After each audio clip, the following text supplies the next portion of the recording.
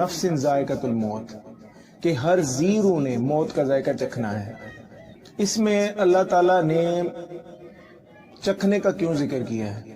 اس دنیا کو بضرورت استعمال کرنا ہے۔ جس طرح نہج البلاغہ میں سیدنا علی علیہ السلام فرماتے ہیں کہ میں نے اس دنیا کو اس کی اوقات کے مطابق استعمال کیا ہے، یعنی اس دنیا کے فتنے نے مجھے اپنے اس تقوی سے ہلایا نہیں ہے، میں اپنی اس راستے میں ڈگمگایا نہیں ہوں۔ تو اللہ تعالیٰ نے یہاں پر فرمایا کہ ہر ذی روح کو موت کا ذائقہ چکھنا ہے، یعنی کہ یہ جو زندگی انسان گزار رہا ہے اس کی بات موت صرف ایک چکھاوٹ ہے۔ کسی کے لیے وہ کڑوا ہوگا، کسی کے لیے میٹھا ثابت ہوگا۔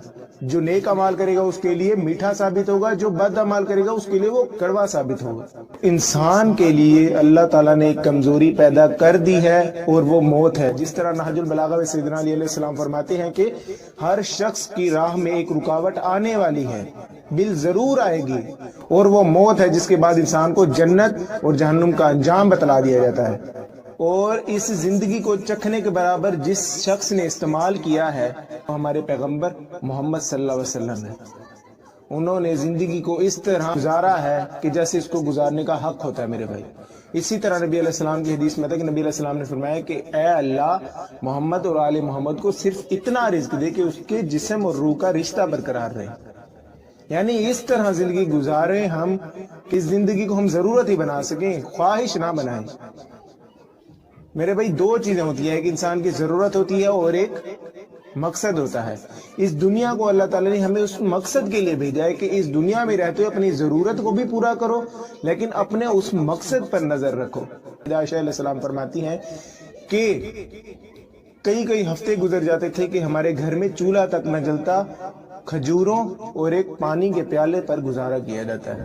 نبی علیہ السلام کے گھرانے نے مثال قائم کی ہے اس چیز کی۔ قرآن مجید کے ہر اصول پر درجہ اول میں آنے والے شخص صرف اور صرف نبی علیہ السلام ہے۔ جس طرح قرآن مجید میں آتا ہے کہ اپنے ماں باپ کو اف تک نہ کہو، ماں باپ کے بارے میں آئے کہ اف تک نہ کہو، حسن سلوک کرو۔ نبی علیہ السلام کے بارے میں آتا ہے، سیدنا انس بن مالک بیان کرتے ہیں کہ میں نبی علیہ السلام کی خدمت میں 10 سال تک رہا، مجھے نبی علیہ السلام نے اف تک نہیں کہا۔ ماں باپ کو اف نہ کہنے کا حکم اللہ تعالیٰ نے دیا ہے۔ یہاں پر غلام کہہ رہے ہیں کہ ہمیں بھی اف تک نبی علیہ السلام نے فرمایا۔ یہ ہے رحمت اللہ عالمین، یہ ہے پیغمبر کی شخصیت، یہ ہے پیغمبر کا کردار، جو کہ لوگوں کے لیے آئیڈل ہوتا ہے، لوگوں کے لیے نمونہ ہوتا ہے۔ نبی علیہ السلام چلتا پھرتا عملی قرآن تھے، اسی وجہ سے نبی علیہ السلام کو ہماری طرف بھیجنا اللہ تعالیٰ نے ہم پر حجت قرار دیا ہے، ہم پر احسان جتلایا ہے قرآن مجید میں۔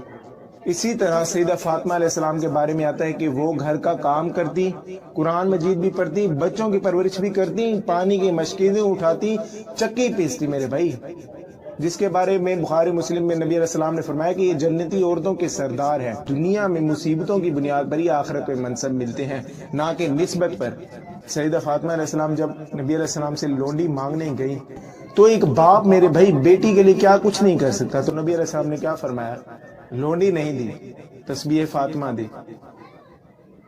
کہ لوگوں کے لیے آل محمد ایک آئیڈیل ہے۔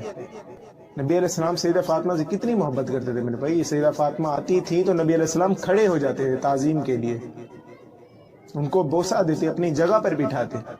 لیکن جہاں پر اسلام کا اصول آ جاتا ہے، نبی علیہ السلام نے فرمایا کہ اگر میری بیٹی فاطمہ بھی چوری کرے گی تو میں اس کے ہاتھ بھی کاٹ دوں گا۔ محبت ایک جگہ پہ، اصول اسلام قانون ایک جگہ پہ۔